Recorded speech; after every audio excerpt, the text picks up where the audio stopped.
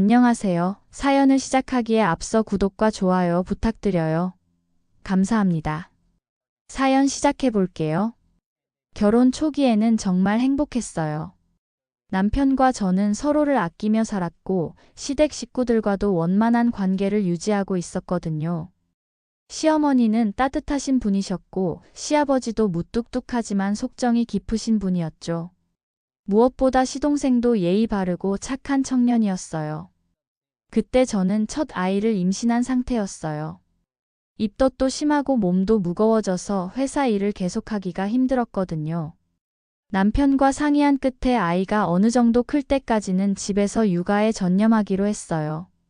시댁 식구들도 모두 이해해 주셨고 특히 시어머니께서는 많이 도와주셨죠. 그 무렵 시동생이 국내 굴지의 대기업에 취직했다는 소식을 들었어요. 몇 년간 취업 준비로 고생했던 시동생이 드디어 좋은 회사에 들어가게 된 거였죠. 시댁 식구들 모두 기뻐하셨고 저희도 진심으로 축하해 드렸어요. 그로부터 1년 후 시동생이 연애를 시작했어요. 상대방은 같은 회사 동기였죠. 명문대 출신의 똑똑하다는 이야기를 들었어요.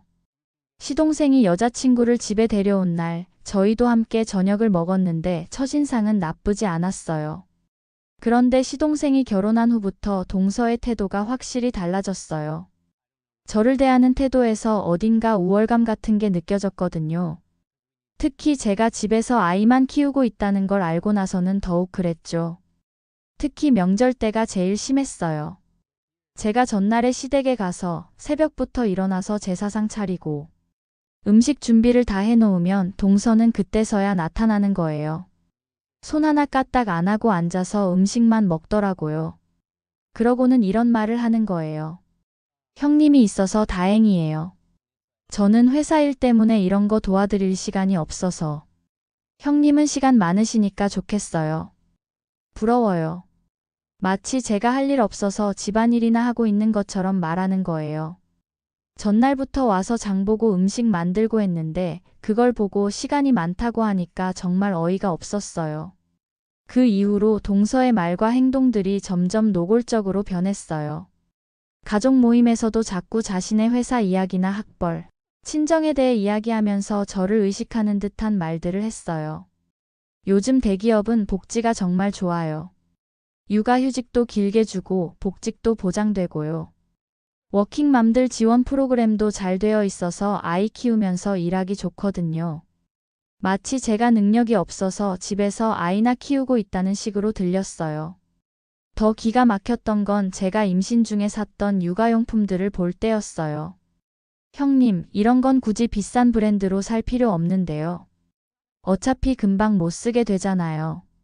아이 옷도 너무 많이 사신 것 같아요. 아주버님 혼자 일하시는데 아낄 수 있는 건 아끼셔야죠.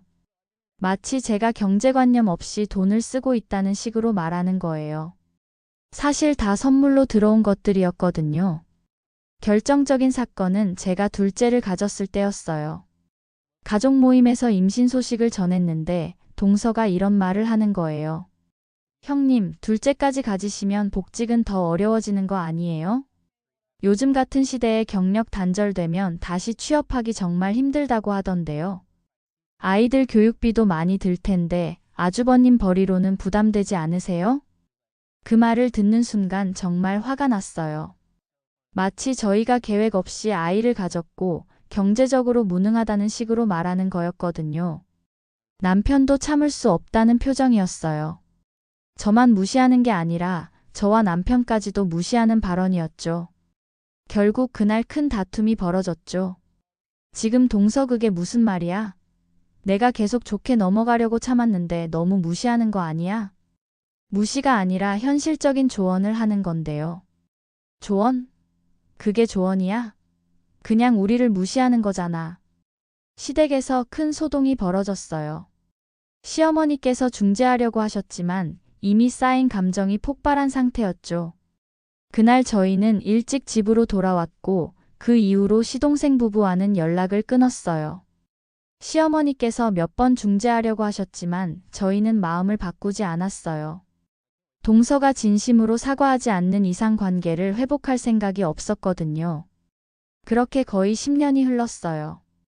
그동안 저희 삶은 완전히 바뀌었어요. 첫째와 둘째가 어느 정도 자란 후 저는 복직을 준비하기 시작했어요. 오랜 경력 단절로 처음에는 걱정이 많았지만 나름대로 복직을 생각해서 뒤처지지 않으려고 계속 공부하고 있었거든요. 그렇게 전 운 좋게 대형 프랜차이즈 그룹의 외식사업부에서 일할 기회를 얻게 되었어요. 처음에는 단순한 업무부터 시작했지만 예전 경험과 성실함이 인정받아 점차 업무 영역을 넓혀갔어요. 특히 외식업계에 대한 이해도가 높다는 평가를 받으면서 새로운 프로젝트들을 맡게 되었죠. 회사에서 운영하는 고급 레스토랑 체인 사업이 큰 성공을 거두면서 저도 그 사업을 총괄하는 자리까지 올라갔어요. 유명한 레스토랑 몇 곳이 모두 저희 그룹 소속이었거든요. 남편도 꾸준히 자기 사업을 키워나갔어요. 처음에는 작은 건설회사였지만 점차 규모를 늘려서 지금은 꽤 성장했죠. 경제적으로도 예전과는 비교할 수 없을 정도로 여유로워졌어요. 아이들도 건강하게 잘 자라고 있었어요. 첫째와 둘째도 초등학교에 다니고 있었죠. 저는 일과 육아를 병행하면서도 충분히 행복했어요. 그런 상황에서 남편이 생일이 다가왔어요.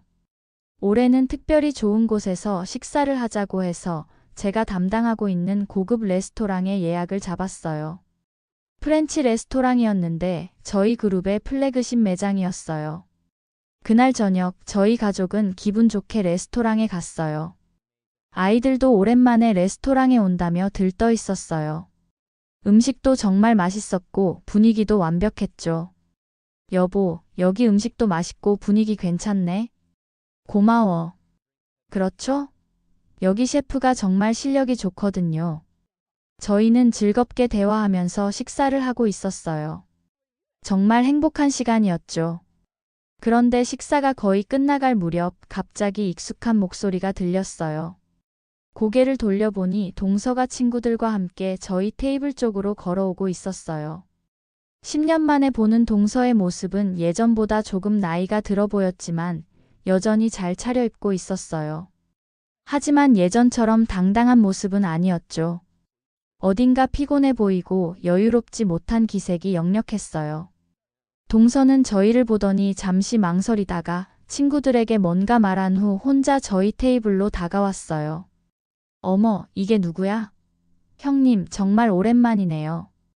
저희는 어색하게 인사만 했어요. 아이들은 고개를 갸웃거렸죠. 동서는 주변을 둘러보면서 이런 말을 했어요. 그런데 형님, 이런 곳에서 식사를 다 하시고 너무 무리하시는 거 아니에요? 순간 레스토랑 안이 조용해진 것 같았어요. 10년 전과 똑같이 무시하는 말투였죠. 남편이 화가 나서 말했어요. 재수 씨, 기분 망치고 싶지 않으니까 가던 길 가시죠. 어머, 아주버님 오해하지 마세요. 전 정말 걱정되어서 하는 말인데. 바로 그때 뒤에서 누군가 저를 부르는 소리가 들렸어요. 돌아보니 레스토랑 점주님이 환한 미소를 지으며 저에게 다가오고 있었어요. 이 매장 점주님은 저희 그룹에서 이 레스토랑을 맡기기 전부터 알고 지내던 분이었어요. 점주님이 저를 보자마자 부장님이라고 부르며 인사를 했어요. 가족들과 함께 식사하냐며 오늘 음식은 어땠냐고 물어보셨고 저는 정말 맛있었다고 답했어요. 동서의 표정이 점점 이상해지는 걸 느꼈어요. 부장님이라는 호칭을 듣더니 완전히 얼어붙었거든요. 점주님은 다음 주 신메뉴 론칭 준비가 순조롭게 진행되고 있다고 보고했고 2호점 오픈 관련해서도 나중에 따로 연락드리겠다고 했어요. 저는 고생이 많다며 간단히 답했죠. 동서는 이제 완전히 새파란 얼굴이 되어 있었어요. 제가 단순히 레스토랑 점주와 아는 사이가 아니라 이 레스토랑을 총괄하는 부장이라는 걸 깨달은 거였죠. 점주님과의 대화가 끝나고 나서 저는 동서를 쳐다봤어요. 그녀는 여전히 충격에서 벗어나지 못한 듯 멍하니 서 있었어요. 저는 담담하게 친구들이 기다리는 것 같은데 이만 가보라고 말했어요. 동서는 아무 말도 하지 못하고 있었어요. 10년 동안 저희를 무시하면서 깎아내렸던 모든 말들이 한순간에 무너진 거였죠. 결국 동서는 아무 말도 하지 못하고 친구들이 있는 곳으로 돌아갔어요. 그 뒷모습이 10년 전에 당당했던 모습과는 너무 달랐어요. 저희는 식사를 마치고 집으로 돌아가는 길에 별로 많은 이야기를 하지 않았어요. 남편이 오늘 정말 속 시원했다고 한마디 했죠. 집에 도착한 후 얼마 지나지 않아 시어머니에게서 전화가 왔어요. 오늘 동서한테서 연락이 왔다면서요. 시어머니께서는 더 이상 말씀하지 않으셨어요. 아마 상황을 이해하신 것 같았어요. 그 후로도 시동생에게서 몇 번 연락이 왔지만 저희는 예전처럼 지낼 생각이 없었어요. 이미 너무 많은 시간이 흘렀고 무시당한 순간들을 쉽게 지울 수는 없었거든요. 몇 달 후 시댁을 통해서 동서 소식을 들었어요. 동서도 임신을 했다고 하더라고요. 나이가 있다 보니 늦은 임신이었죠. 그동안 아이가 잘 안 생겨서 고민이 많았다고 했어요. 그렇게 시간이 흘러 동서는 출산하면서 육아휴직을 했고 육아휴직이 끝난 후에는 복직을 하려고 했대요. 그런데 아이가 어린이집 적응을 너무 힘들어해서 결국 일을 그만둘 수밖에 없었다고 하더라고요. 그 소식을 들으면서 묘한 기분이 들었어요. 예전에 제가 아이 때문에 일을 그만뒀을 때 동서는 저를 무시하며 집에서 아이나 키운다고 했었거든요. 그런데 정작 자신도 똑같은 상황이 된 거였죠. 하지만 저는 동서를 비웃거나 조롱할 생각은 없었어요. 육아의 어려움은 직접 겪어봐야 아는 거니까요. 다만 예전에 저를 그렇게 무시했던 게 얼마나 어리석은 일이었는지 이제야 깨달았을 거라는 생각이 들었어요. 지금 저는 정말 행복하게 살고 있어요. 일도 순조롭게 되고 있고 아이들도 잘 자라고 있어요. 첫째는 공부도 잘하고 친구들과도 잘 어울리고 있고 둘째도 활발하고 밝은 성격으로 자라고 있어요. 무엇보다 저는 일과 육아를 모두 해내고 있다는 것에 큰 보람을 느끼고 있어요. 예전에 동서가 저를 무시했을 때는 정말 속상했지만 지금 생각해보면 그런 경험이 저를 더 강하게 만들어준 것 같아요. 회사에서도 인정받는 직장인이 되었고 집에서는 좋은 엄마가 되기 위해 노력하고 있어요.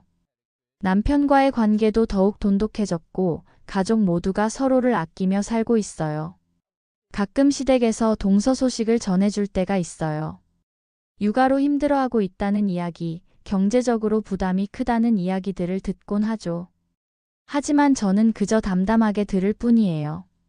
저희는 여전히 동서네와는 연락을 하지 않고 있어요.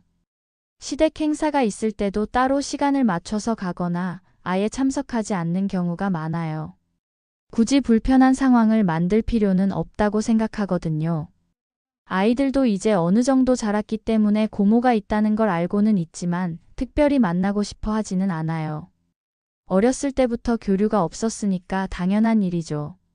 남편도 저와 같은 생각이에요. 과거는 과거고 지금은 저희만의 행복한 삶을 살아가는 게 중요하다고 생각하거든요. 최근에는 회사에서 새로운 프로젝트를 맡게 되었어요. 해외 진출을 위한 레스토랑 브랜드 개발 사업인데 정말 도전적이고 흥미로운 일이에요. 출장도 많아지고 업무량도 늘어났지만 그만큼 보람도 크죠. 아이들도 엄마가 열심히 일하는 모습을 보면서 긍정적인 영향을 받는 것 같아요.